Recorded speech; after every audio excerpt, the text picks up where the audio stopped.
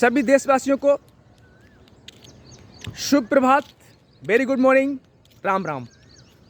आज मैं एक अलग मुद्दे पर बात करना चाह रहा हूं आपसे। इन मोदी गवर्नमेंट की, नरेंद्र मोदी, अमित शाह और राजनाथ की नीति क्या है, नीयत क्या है? क्या वाकई एक देश के लिए करना चाहते हैं? क्या वाकई ये सनातन हिंदुओं का वोट लेकर के आए हैं, सत्ता में बैठे हुए हैं, मौज कर रहे हैं, सत्ता सुख भोग रहे हैं? क्या वाकई इनके दिल में कोई जरा सी भी नीयत है सनातन हिंदू धर्म के प्रति, देश के प्रति? मैं इस बारे में आप लोगों से कुछ बात करना चाहता हूं। 2014 में इनकी सरकार आई फुल मेजॉरिटी में, थम्पिंग मेजॉरिटी के साथ, यानी पूर्ण बहुमत के साथ।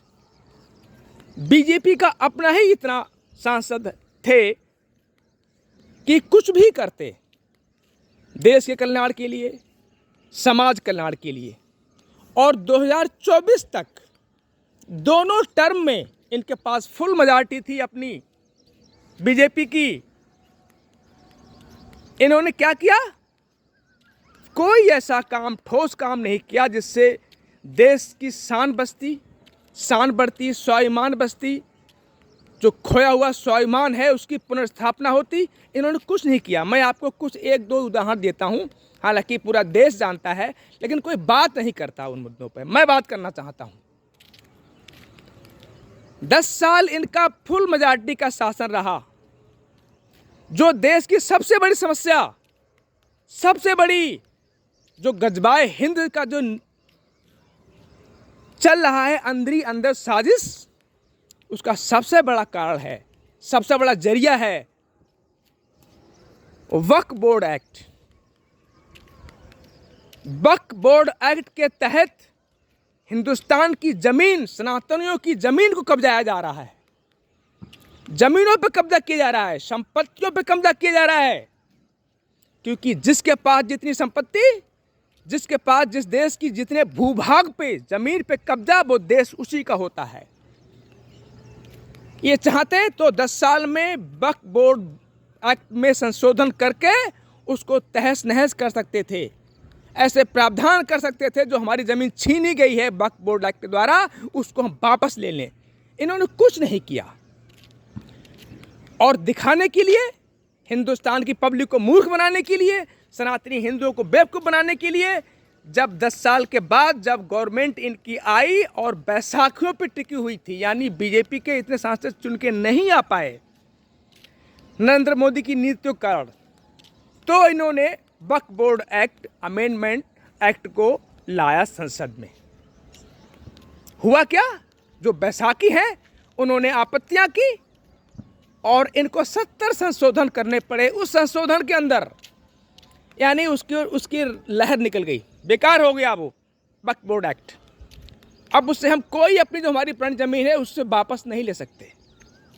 ये किया क्यों करते? ये इनकी तो नीति नहीं है। इनको तो सत्ता सुख भोगना है। इनको तो मुस्लिम देशों में जाकर के अपनी शान बढ़ानी है, उनसे अपना समर्थन लेना है, ताकि वैश्विक नेता बने, वैश्विक नेता बनना है इन्हें। दूसरा, प्लेसेस ऑफ वर्शिप एक्ट, यानी जो मुगल आक्रांताओं ने जो हमारे देश पे आकर के आक्रमण किए, हमारे हजारों मंदिर तोड़े, उन मंदिरों को तोड़ के जो अपनी मज़ारें बनाई, मस्जिदें बनाई, उन अवैध मज़ारों, अवैध मस्जिदों को प्रमाणित पत्र देने के लिए कांग्रेस ने प्लेसेस ऑफ वर्शिप एक्ट लागू किया। यानी जो उनका हो गया वो हो गया, उस पर आप कुछ नहीं कर सकते थे। उसके बारे में इन्होंने करना चाहिए था, कुछ नहीं किया आज तक। इन्होंने कोई जिक्र नहीं किया 10 साल में। क्यों करते भाई? जो काम कांग्रेस ने किया, जो वैधता प्रमाण पत्र दिया उन मस्जिदों, उन मज़ारों को जो मंदिर तोड़ के बनाई गई थी, उसी को तो आगे बढ़ाया इन्होंने। इन्होंने भी तो वहां चादर चढ़ाई जाकर के मजार पे, ताकि ये सबूत दे दें, ये प्रमाण पत्र दे दें कि हाँ, जो मंदिर तोड़े गए हिंदुओं के, वो अब मुसलमानों के हो गए। इन्होंने ही वही काम किया। इनकी नीति नहीं है। जो चादर चढ़ाता है वहां, जो गौ माता की हत्या करके उन्हें खिलाता है, वो क्या करेगा सनातन के लिए? वो क्यों करेगा? उसे तो मौज करनी है। उसे विश्व के सारे बड़े देश जो भी हैं, छोटे बड़े देश मुस्लिम के, सभी देशों से समर्थन चाहिए ताकि वैश्विक नेता बने। लोग कहें अरे साहब नरेंद्र मोदी तो साहब दुनिया के बड़े नेता हैं। अपनी व्यक्तिगत स्वार्थ के लिए, अपने व्यक्तिगत सत्ता सुख भोग के लिए इन्होंने 10 साल बेकार कर दिए। आप लोग सोचते होंगे कि मैं ये क्यों कह रहा हूँ। मेरे भाइयों, मेरे बहनों, मेरा इसमें अपना व्यक्तिगत कोई स्वार्थ नहीं है। सब देश जानता है, पूरा देश जानता है। मैं आज कहूँ तो नरेंद्र मोदी मुझे 100 करोड़, 500 करोड़, 1000 करोड़, 2000 करोड़ रुपए दे सकता है। केंद्र में मंत्री बना सकता है। लेकिन नहीं, मैं देश को समर्पित हूं, मैं सनातन धर्म को समर्पित हूं। मैं सनातन धर्म के दुश्मन और देश के दुश्मन गद्दारों के साथ नहीं जा सकता। मेरी जान जा सकती है, मेरा उत्पीड़न हो सकता है, लेकिन मैं गद्दारों के साथ नहीं जा सकता। मैं चाहता हूं मेरे देश का, मेरे सनातन धर्म का स्वाभिमान जो खोया है, लूटा गया है, उसकी पुनर्स्थापना हो। मैं लड़ता रहूंगा, आखिर सांस तक लड़ता रहूंगा। हालांकि मैं जानता हूं, मुझे मालूम है, देश के सबसे बड़े तानाशाह नरेंद्र मोदी शाह और राजनाथ, जिनके आगे पूरा देश नतमस्तक है, पूरा सिस्टम उन्होंने कब्जा कर रखा है, कानून उनकी जेब में है, कोई उनका बोलने वाला नहीं है, वो मुझे जिंदा नहीं छोड़ेंगे। मैंने जो उनके खिलाफ इतना बोला है, उनका विरोध कर रहा हूं 4.5 साल से, वो मुझे जिंदा नहीं छोड़ेंगे। लेकिन फिर भी मुझे अपनी मौत की चिंता नहीं है, मुझे अपने जीवन की चिंता नहीं है। जब मैंने समर्पित कर दिया अपने आप को, तो समर्पित कर दिया। माँ भारती को समर्पित हूं तो हूं, सनातन को समर्पित हूं तो हूं। मेरी जान जाए बचे, मुझे उसकी फिक्र नहीं, लेकिन मैं अपने देश को जगा जाऊंगा, मुझे इतना मालूम है।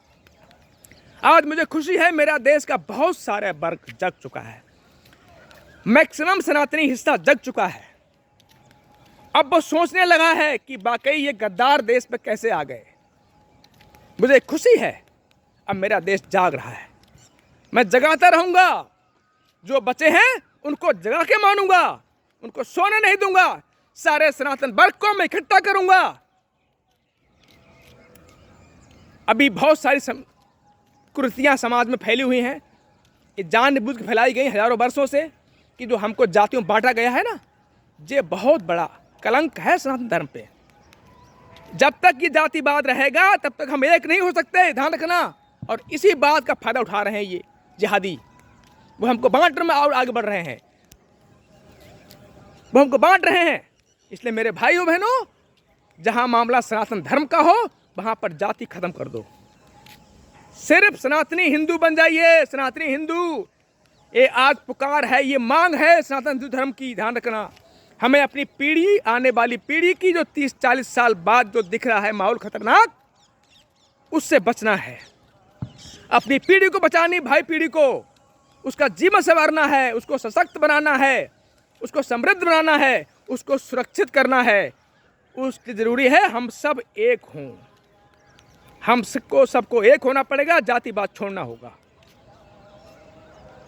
भाई बहनों, मैं आता रहूंगा, मुझे कितना भी संकट आए, लेकिन मैं आपके सामने आता रहूंगा। जब तक जिंदा हूं मैं आपका हूं, आपके लिए जीऊंगा, आपके लिए मरूंगा। मेरी आखिरी सांस जीवन की सनातन धर्म के लिए समर्पित है, इस देश को समर्पित है। और मुझे पूरा यकीन है, मैं जिंदा रहा तो अपने करोड़ों भाइयों को खड़ा कर दूंगा। करोड़ों भाई खड़ा होंगे सनातन देश की रक्षा के लिए, सनातन धर्म की रक्षा के लिए। करोड़ों युवाओं को मैं एक कर दूंगा, खड़ा कर दूंगा। ऐसा बना दूंगा कि जिहादी जो सोच पाले बैठे गजबाए हिंद की ना, इनकी हिम्मत भी ना पड़े देखने की हमारे सनातन धर्म की तरफ, हमारे देश की तरफ। एक कुकुरमुत्ते हैं, कुकुरमुत्ते, इनको उखाड़ना ही होगा। जय हिंद, जय जय श्री राम, भारत माता की जय।